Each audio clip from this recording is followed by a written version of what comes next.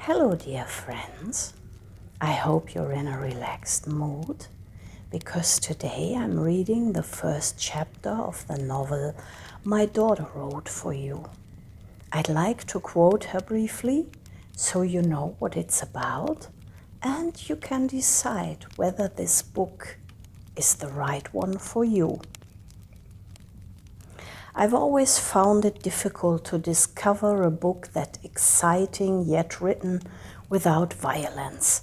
A story you can simply pick up to unwind or daydream with. It has always been important to me that the characters treat each other with respect, especially when it comes to a romantic story. That's why I decided to write one myself. A story about a peaceful atmosphere, lots of delicious food, and true love. Of course, you can also expect adventure, since the story takes place both in Nivaleth, a tranquil fantasy world, and in our own reality. As the story unfolds, two people find each other. Two souls who are simply meant to be together. But it's not only about a healthy, loving relationship, it's also about traveling, one of my favorite hobbies, and discovering where you truly belong in this vast world, whether that's with another person or in a magical place.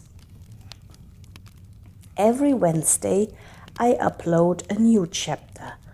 Perhaps you listen to the story while you're doing everyday tasks, folding laundry, driving on your way home, or as you drift off to sleep after a long day. I hope this can always be a little doorway into my world for you. Warm greetings, Rosileni. And now I wish you a peaceful time. Listen to this audiobook, snuggle in, and maybe you fall to sleep. Taranto. It was a beautiful warm morning when Rieke strolled through the alleys of a village unknown to her.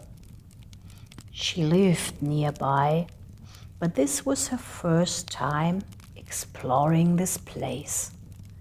As so often, she felt like a stranger among the old, somewhat dilapidated houses. She wasn't from southern Italy. Originally, she came from the north, where greenery dominated the landscape, the wind smelled fresher, and the days were touched by the silver light of rain clouds. A few years ago, she and her family had moved to Taranto because Rieke's father wanted to be closer to his Italian relatives. Back then, he had been homesick. Now it was Rieke who longed for her home. There was much she loved about Italy, but her desire to return to her homeland was growing stronger. On top of that, both Rieke and her mother didn't cope well with the hot summers. Neither of them were the kind of people who would lie on the beach in the blazing sun at 30 degrees Celsius. As a result, there were few activities left, eating and sleeping, which they indulged in. Still, they always tried to make the best of their situation. Today, for example, Rieke was doing her adventurous spirit a favor by exploring this small village. The streets were narrow and winding, with moss growing along the walls. It looked like something out of a Mediterranean fairy tale. Since it was still spring, the temperature was just right for Rieke. Light-footed, she danced along her path. Apparently, a festival had been celebrated here the night before. The antique houses were lavishly decorated with flowers. Hanging over the alleys from balconies and rooftops were artworks made of paper and recycled plastic. Blossoms were arranged into images of faces and phoenixes. You could even admire small landscapes. The most beautiful one depicted an underwater world. Car tires and huge plastic straws shaped into adorable jellyfish. The water was suggested with many blue plastic bags, and small colorful cans hung from threads like fish, making them appear as if they were swimming. Rieke marveled at the creative art and suddenly felt cozy and welcomed.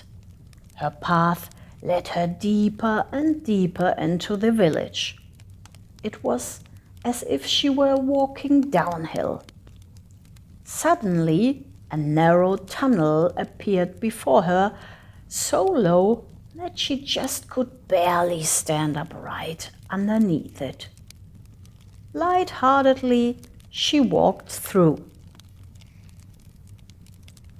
When she stepped back into the open, she found herself standing in front of a massive tower. She looked up in awe. It rose high into the sky and reminded her of a part of an enchanted castle. A plaque provided information about the old structure, which Rieke eagerly read. Then she continued her little journey. Suddenly, she found herself in a closed-off alley. She looked straight at an ancient, weathered wooden door that stood wide open. A massive old iron door knocker hung from it. Determined, yet a little shy, she stepped towards it.